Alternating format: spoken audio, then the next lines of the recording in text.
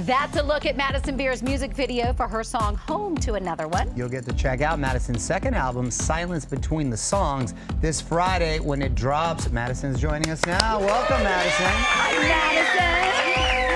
Congratulations. Thank you. That's what I was just telling you. That's a very cool video. Who came up with the whole alien sort of concept? I did. Oh. I came up with that. I loved that idea. I co-directed that video with my friend Aaron. And yeah, we were like, how can we make this love story weird? And I decided to be this. Look at that. And I loved it. Y'all went for it right there. We nice. went for it. And this was our last shot of the day, so we had about 20 minutes to get me in that makeup and somehow did it. Oh, it worked. That's great. What's the message behind the title, Silence Between Songs? I think for me, it really represents just, I went through a very long period in my life. I'm still very young, but I went through a really long period where I felt like I was constantly running from things and I wasn't ready to face certain things that I had gone through, wasn't ready to have those like difficult conversations with myself. And then I felt like the times where I was able to dial it back, be comfortable with the silence, try to be comfortable with the silence, those were the times that I grew the most. So, and those are the times that I made this album. So that's, yeah, where it came from. Well, you've got some great mentors. I don't know if they had the opportunity, but I heard you're a fan of Lana Del Rey, and she's someone that got to hear the new album ahead of anyone else, right? What were her thoughts? Yeah, I'm very lucky to have met her and to now know her and call her a friend. She's been one of my idols for as long as I can remember, so having her sort of co-sign and stamp of approval has been everything to me. But yeah, she did hear it, she did like it, which meant the world to me, and she did get to hear it before basically anybody else, so very cool. Was this album therapeutic for you? You mentioned going through some things.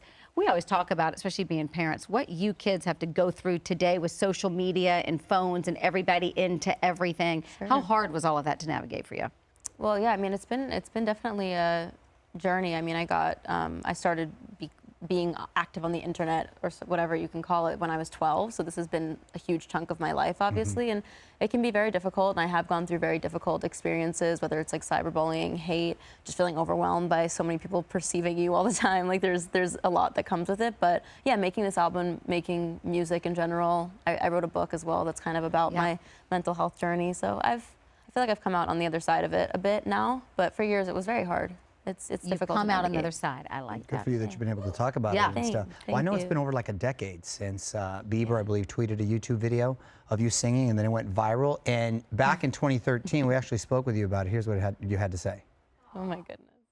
And I actually didn't see the tweet. My friend Nicole called me and was like, "What's going on? Did you see Justin Bieber's tweet?" And I was like, "About what?" She was like, "You?" And I'm like, "What are you talking about?" And like, I freaked out and I hung up the phone. I was like hysterically crying outside of a candy store with my mom in the car. And I was like, "What's happening?" And we were going crazy. I was just like, okay, when am I gonna wake up right now? Like, what's happening? You're so cute. That was some Long Island right there, I heard, coming in. What do you remember about that, Madison? Oh my goodness, about him tweeting me? Yes, and that moment after. I still feel the same way. I mean, I definitely remember it being a insane, it was like a Truman Show sort of moment where I was like, I must have died and this is heaven and I don't know what's going on. And he, yeah, I was just sitting in my room and like I said when I was 13, I got a call from my friend who was just like, do you see what's going on? And then I had people knocking at my door trying to interview me within a couple hours, and it was just crazy. I mean, what 13-year-old can comprehend that? He was my lock screen. He was my ringtone. He was my like I know the time he was born. Like I was the biggest fan on the planet. So it just felt like what's happening. Have y'all stayed in touch? Yeah, we stayed in touch. That's cool. That's awesome to hear. Okay, yeah. Real quick, because I want to talk about it, switching gears for a second, besides music, another area you have a major influence in is in the beauty space.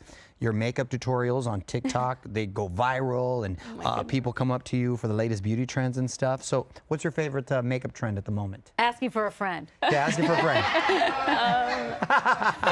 That's good. I don't know at the moment. I think it's like constantly changing, and it's cool to see so many people online oh, there she is.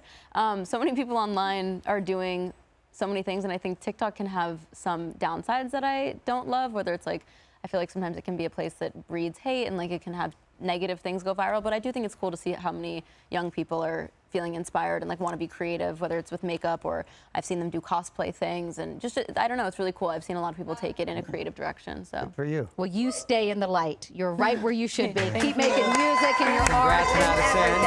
Nice to meet you. Listen, Silence Between Songs is dropping September 15th.